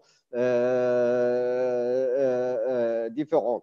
On ne peut jamais harmoniser les règles d'origine parce que les règles d'origine reflètent une politique industrielle, une politique commerciale entre les pays. Mais le répertoire des règles d'origine, ils sont au niveau, je ne sais pas, je ne crois pas qu'ils sont rassemblés dans un même document, mais ils sont différents dans les documents, ils sont dans les accords eux-mêmes. Chaque accord comprend une annexe sur ces règles d'origine. Oui, Monsieur Mraoui, en fait, c'est clair, hein, c'est les règles d'origine. En fait, je pense que c'est clair pour les participants, dépendent de chaque accord.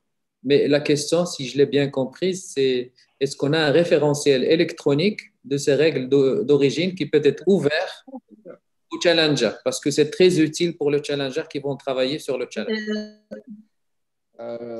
Non, je ne pense pas, mais...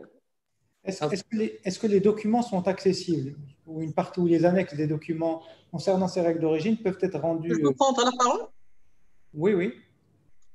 Il y a une rubrique au sein du site web de l'administration des douanes et impôts indirects. Il y a une rubrique des accords et conventions qui contient toute la documentation sur les accords et les conventions conclus entre le Maroc et les pays partenaires.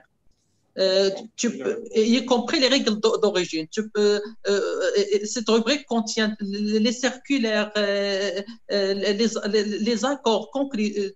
Par exemple, en ce qui concerne la dématérialisation, il y a la circulaire numéro 6116-233 et 6117-233 relatif à la dématérialisation. Pour la documentation, en ce qui concerne les règles d'origine, il y a la documentation pour chaque accord, il y a la documentation. Seulement, il faut consulter le site web de l'administration www.douane.gov.ma, rubrique accords et conventions. Oui, Nabil, en fait, la question, ce n'est pas les documents. Les documents, on sait qu'ils sont publics, qu'ils sont accessibles, mais est-ce qu'on a un référentiel des règles d'origine par nomenclature douanière, par HS-code, qui peuvent être exploitées par les gens qui travaillent en informatique, les challengers, et sur lesquels ils peuvent bosser? Est-ce que vous parlez sur les règles? En fait, les règles d'origine, hein, en général, hein, c'est qui sont en relation avec les nomenclatures de déclaration. Bien sûr, les règles d'origine sont utilisées par les challengers. Puisque vous savez, hein, c'est très, très compliqué pour les challengers d'exploiter les documents, d'aller uniquement sur la littérature et de constituer leur propre référentiel informatique. C'est simple, ils seront obligés de le constituer. Par contre, si on met à leur disposition un référentiel, règles d'origine, et de l'autre côté, avec les nomenclatures douanières, ça va les aider à aller plus vite. c'est-à-dire une base de données sur les règles d'origine. Là, actuellement, les règles d'origine sont définies par SH, mais ils sont en PDF ou dans un support tel qu'ils figurent dans l'accord, c'est-à-dire les accords ils sont imprimés ou sous format PDF. Mais je ne sais pas si la douane elle a fait un travail en termes de base de données, c'est-à-dire sur un fichier Excel ou un fichier autre où vous avez pour chaque SH, quelle est la règle d'origine pour l'accord 1, accord 2, accord 3, accord 4 pour chaque SH, et qui facilite la recherche automatisée de la règle. Ça, ce serait top. Je cède la parole à monsieur le chef de service de règles d'origine, s'il vous plaît. Oui. Bonjour tout le monde, donc c'est Asma Zakaria, chef de service des règles d'origine. Donc juste une intervention au sujet des règles d'origine, la disponibilité des informations. Donc pour chaque accord, il y a une circulaire d'application qui reprend les règles générales, donc les règles l'entière obtention, transformation suffisante, donc tout ce qui dépend des règles d'origine. Et pour certains accords, on a des règles spécifiques. Donc ce sont les règles dont vous parlez. Pour chaque position, quelle est la règle applicable? Donc, dans le jargon des accords, ça s'appelle les règles spécifiques par position. Donc, ils sont annexés à toutes les circulaires. La rubrique accords et conventions. Donc, on peut consulter l'accord et on trouve la liste des règles spécifiques afférentes à cet accord. On n'a pas dit pour tous les produits. Donc, pour l'accord avec les États-Unis, la règle générale, c'est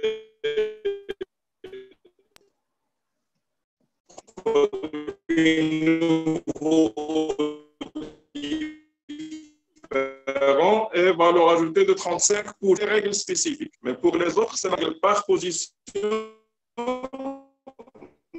ne s'applique pas à tous les accords. Donc, des accords titulaires qui est disponible sur le site Internet, ou bien au niveau de la rubrique accords et conventions. Sizougari, on a bien compris. On a bien compris l'explication, l'accès de la documentation. Je crois que le son n'est pas bon, en fait. Activer la libre-échange, les accords par les... Pouvez-vous désactiver votre caméra? Vous utiliserez moins de bande passante, ça sera meilleur au niveau de la connexion. OK. Merci. En tout cas, la question était claire, elle était bien comprise par Simraoui. En fait, pour offrir de meilleures données aux challengers qui vont travailler sur le challenge, ce serait bien de leur donner des données informatiques exploitables. Un fichier PDF et une circulaire, c'est très difficile de les exploiter et de constituer son propre référentiel. Donc, l'idée, c'est d'avoir ces règles d'origine, ces règles spécifiques par accord et par nomenclature douanière qui soient disponibles sur un fichier Excel, sur une base de données et qui peut être mise à la disposition de tous ceux qui sont intéressés pour travailler là-dessus. On appelle ça aussi, c'est dans le cadre du gouvernement ouvert, c'est dans le cadre de l'open data. Voilà. En tout cas, ce format pour la douane n'est pas disponible. Ça existe. On va se renseigner, on va vérifier ce point. C'est une bonne remarque.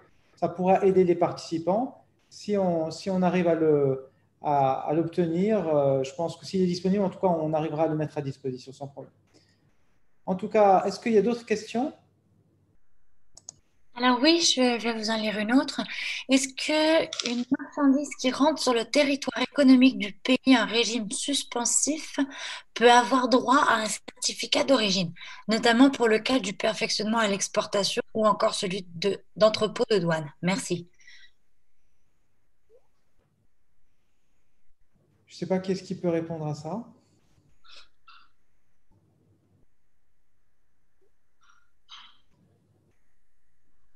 Si vous permettez. Oui, oui. Donc, la majorité des exportations marocaines sont réalisées suite à un régime suspensif. Tous les secteurs travaillent sous un régime suspensif et ça n'interdit pas la délivrance d'un certificat d'origine. Donc, dans tous les accords, donc, les produits transformés sous un régime économique ont droit à la délivrance d'un certificat d'origine au moment de l'exportation. Pour le cas des zones franches, donc, ça dépend des accords. Par exemple, la Convention de la Ligue arabe, les produits fabriqués dans une zone franche ne bénéficient pas. Pour les règles d'origine pan-euro-méditerranéenne, donc l'accord avec l'Union européenne, la Turquie, l'accord d'Agadir, l'ALA, l'accord avec les États-Unis, même les produits fabriqués dans les zones franches bénéficient du traitement préférentiel. Je ne sais pas si j'ai répondu à la question, ce sont les informations demandées et la qualité du sang. Merci. Merci beaucoup, merci beaucoup. C'est très, non, c'est clair. Merci pour cette explication. Adélaïde, il y a d'autres questions peut-être? Alors, j'en ai une. Peut-être que vous y avez répondu, vous allez me le dire. Comment la gestion des règles d'origine est-elle effectuée au sein des pays qui composent l'Union européenne? Je crois que vous aviez préféré focaliser sur le Maroc, je suppose. Du coup, c'est une question. Il y a Franck qui avait répondu un peu à cette question, mais peut-être que Franck, tu peux essayer de répondre? Oui, donc je répète la question, je le vois ici devant moi. Comment la gestion des règles d'origine est-elle effectuée au sein des pays qui composent l'Union européenne? Donc, tout d'abord, je dois dire que à l'intérieur de l'Union européenne, on a le marché unique. Donc là, les marchandises peuvent circuler librement. Il n'y a pas de douane qui intervient. Il n'y a donc pas la question de l'origine. Où c'est important, c'est donc tout ce qui est importation et exportation entre l'Union européenne et tous les autres pays du monde. Et là, c'est comme M. Maghraoui a expliqué, l'Union européenne a également beaucoup d'accords et les accords sont différents des uns et des autres. Comme j'ai expliqué, pour tous les pays en voie de développement, il y a le système de préférence généralisée qui utilise le système REX que j'ai expliqué.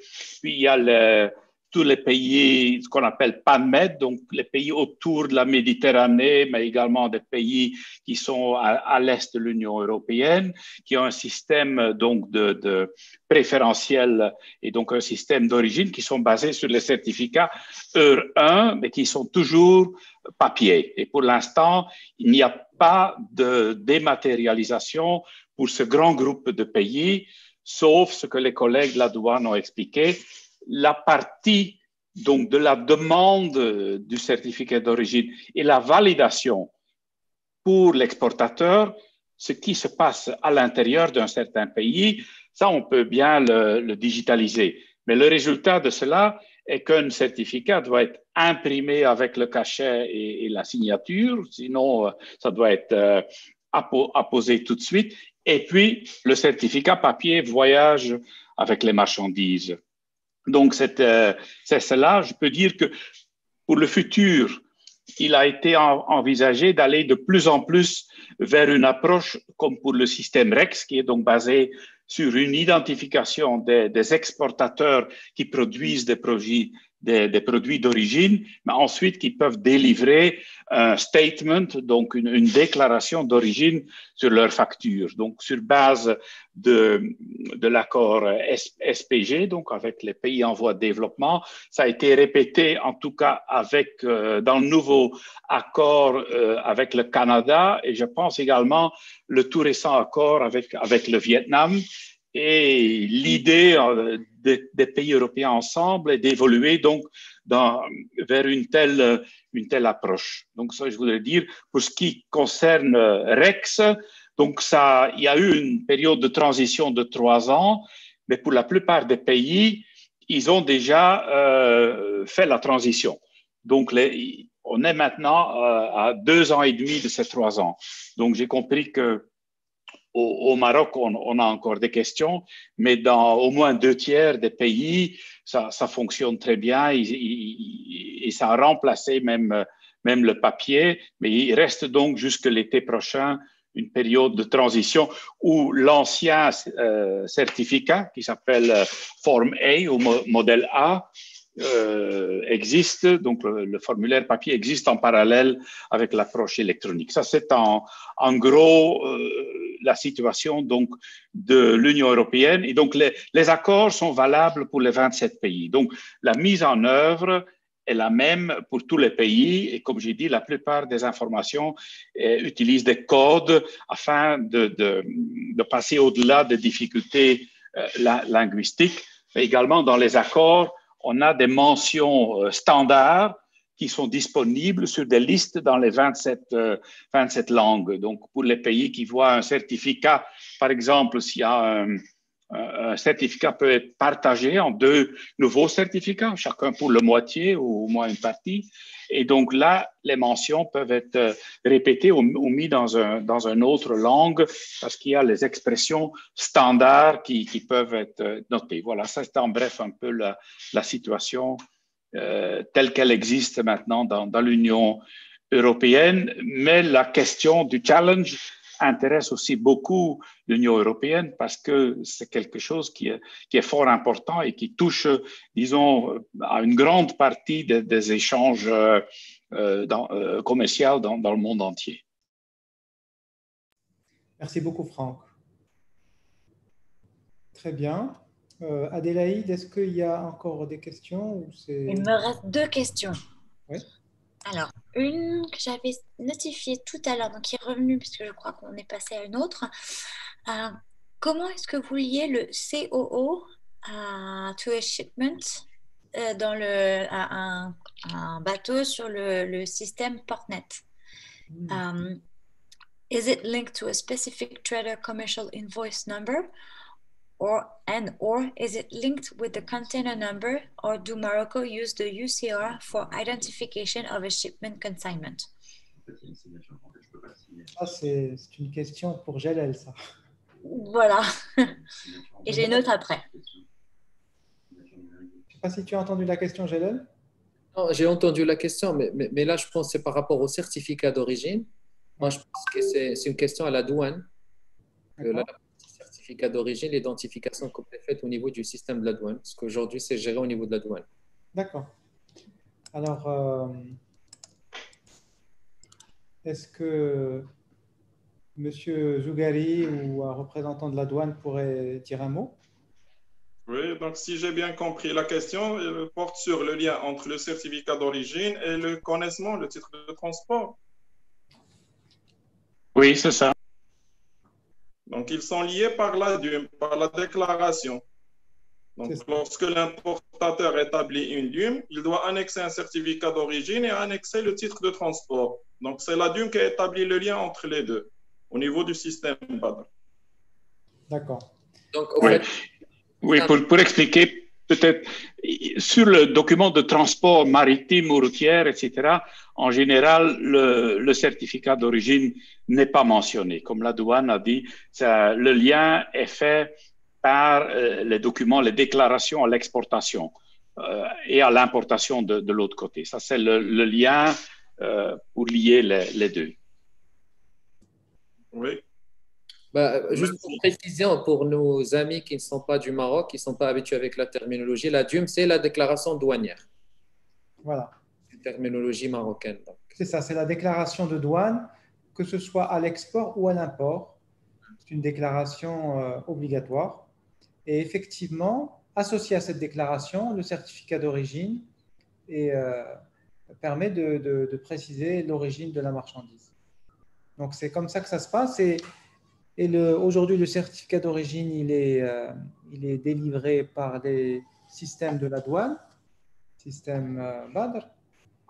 Et ensuite, il est ensuite mis à disposition de l'exportateur pour, disons, gérer son expédition et pouvoir le présenter auprès des douanes du pays de destination.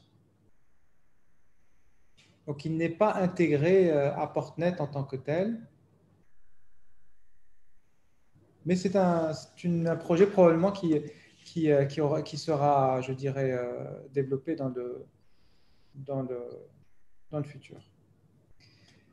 En fait, le certificat d'origine au Maroc par rapport à l'exportation, il est lié à la facture commerciale, invoice commercial, comme il a écrit.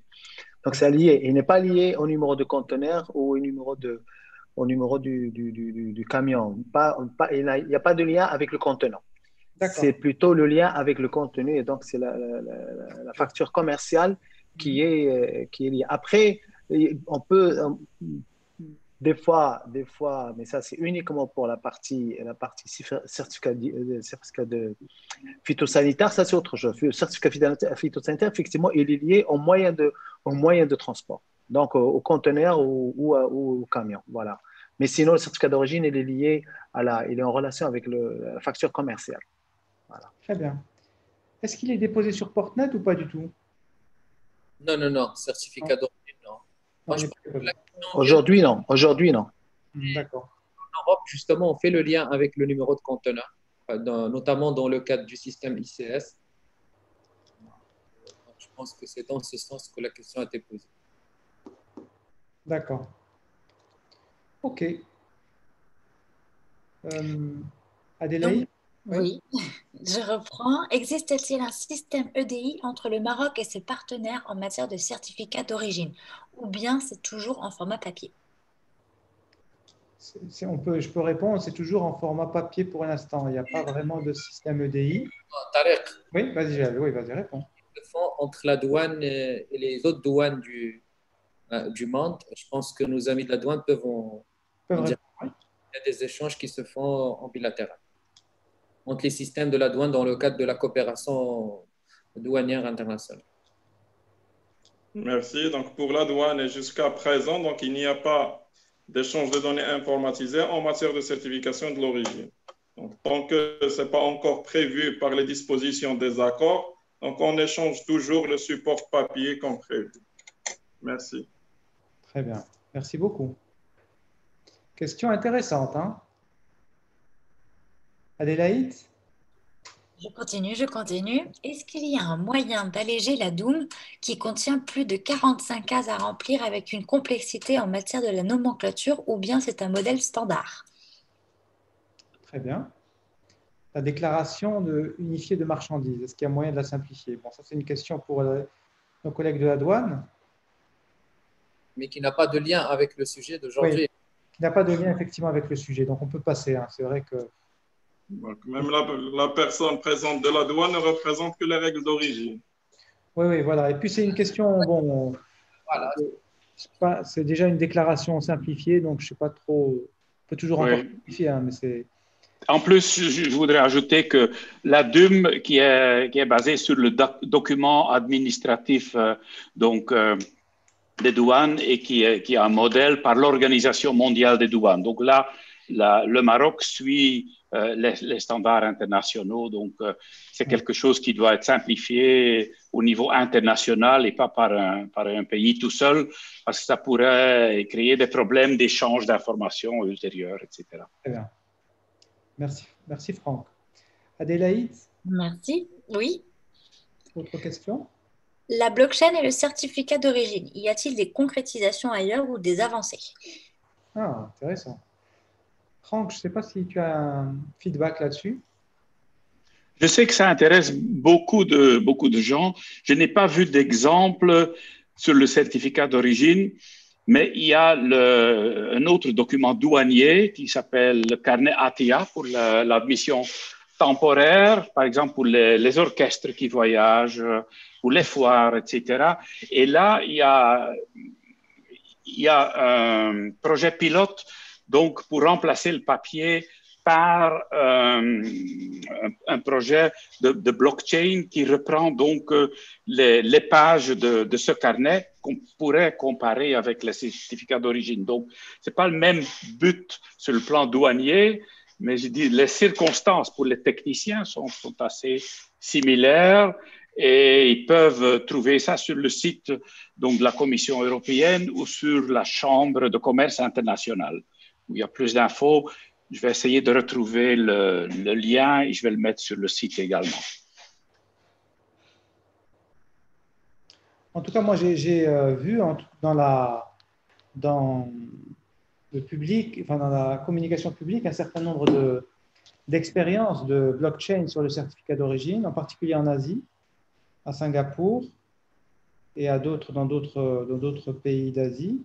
Mais bon, ça reste encore très… comment dire, réduit.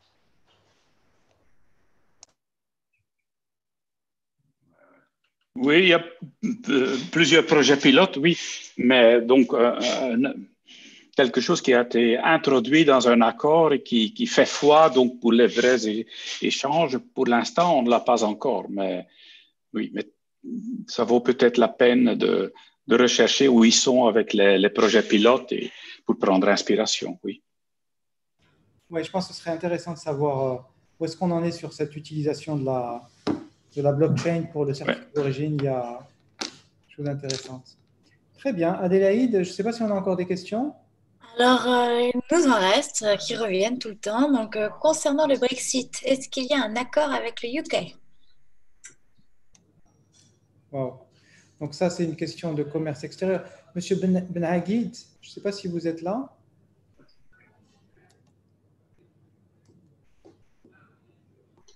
Bonjour, est-ce que vous m'entendez? Oui, on t'entend bien. Vas-y. Voilà, pour répondre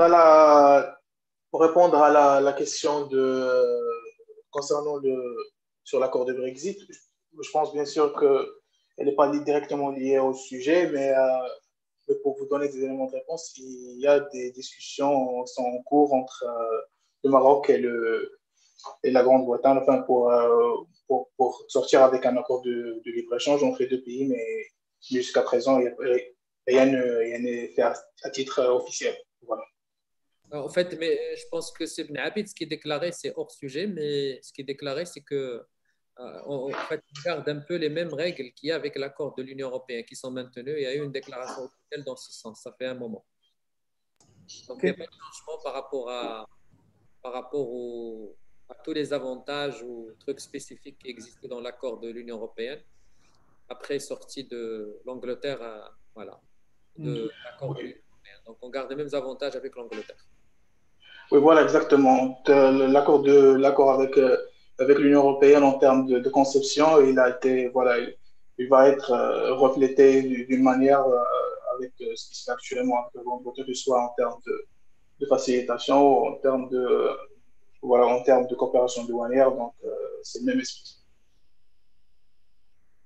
Très bien. Autre question? Alors, non, j'ai des commentaires. Est-il possible de faire une soumission cautionnée pour présentation ultérieure d'un CO? Oui, là, en général, dans les accords, oui, c'est prévu. Quand on a un certificat qui arrive trop tard, par exemple, on peut indiquer qu'on a des produits d'origine, on peut demander donc la réduction des droits d'entrée, mais il faut mettre une caution jusqu'on présente le certificat en bonne et due forme. Ok, très bien. Super, merci.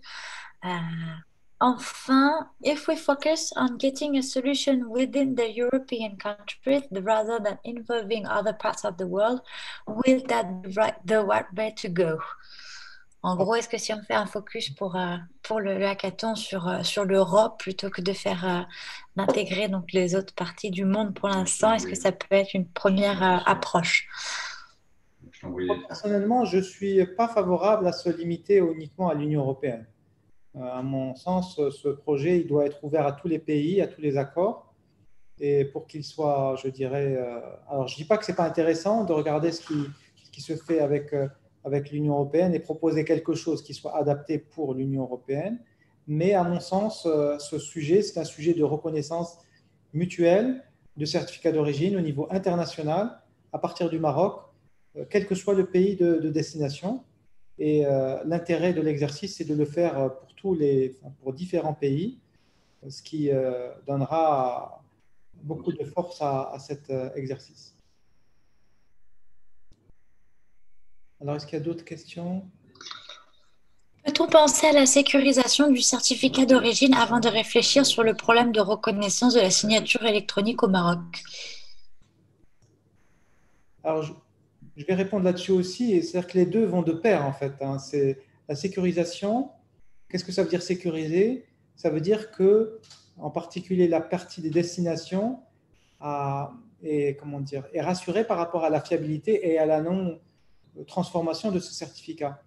Donc, c'est la reconnaissance mutuelle des certificats, c'est au travers d'une sécurité bien comprise, ce qu'on appelle la confiance numérique, c'est ça. Donc, pour moi, les choses sont étroitement liées.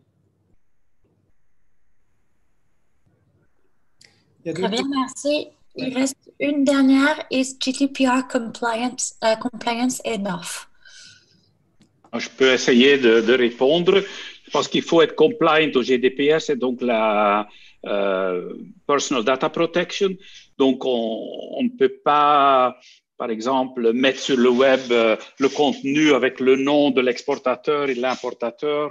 Donc, il faut être compliant, donc il faut être en règle avec les lois du pays, parce que GDPR, c'est un règlement de l'Union européenne sur le data protection.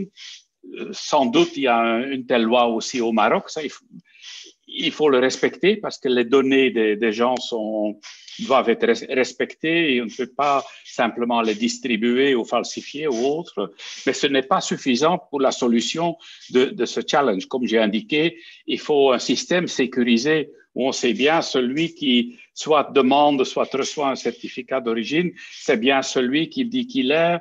Est-ce qu'il est, il faut voir le niveau d'autorisation dans le système proposé, par exemple dans le blockchain, si on veut ajouter des données, etc.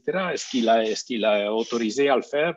Donc, il y a d'autres règles avec lesquelles on doit respecter, pas seulement ceux de GDPR. Merci beaucoup pour cette réponse et pour ma part, il n'y a plus de questions. Très bien. En tout cas, merci beaucoup à tous les… Si vous permettez. Oui, bien sûr, oui. Oui, d'accord. C'est juste deux éléments pour la question de la sécurité et la question de, je dis, la conformité des données personnelles. Alors, la question de sécurité, il y a avant la sécurité, il y a l'authenticité. Il faut aujourd'hui qu'un document qui est authentique, et l'authenticité, il doit tirer toujours son soubassement du dispositif légal.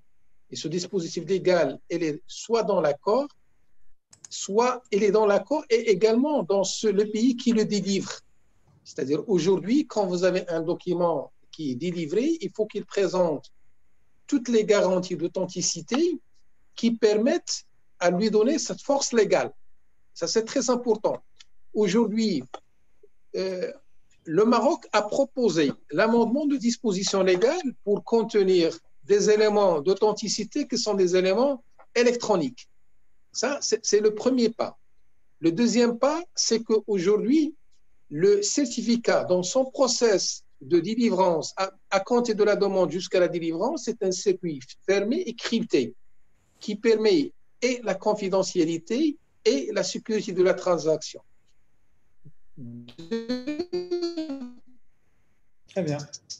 C'est qu'au niveau accessibilité aux données, l'accessibilité, il est possible à celui qui détient deux clés ou trois qui ne sont pas que, ils peuvent être soit à la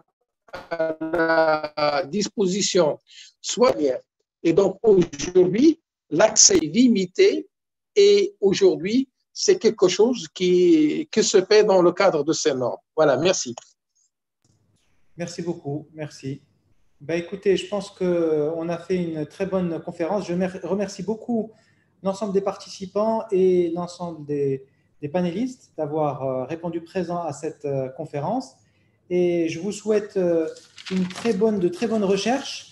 Alors, je retiens l'idée aussi de la douane qui organise des informations sur le nouveau processus de délivrance, mais sachant que finalement, le challenge, il est bien centré sur la reconnaissance mutuelle électronique des certificats d'origine à l'international. Donc, je crois que c'est un bon point de départ. Et nous restons à votre disposition, tous les mentors, les experts, les participants, les acteurs publics, les acteurs privés, pour faire en sorte que vous puissiez réussir votre challenge. Merci beaucoup. Adélaïde, je pense qu'on peut clôturer. Merci beaucoup, c'est Tarek. Merci. Merci Rachid. Merci. Merci beaucoup. Merci à tous. Merci à vous et à bientôt. À bientôt. Au revoir.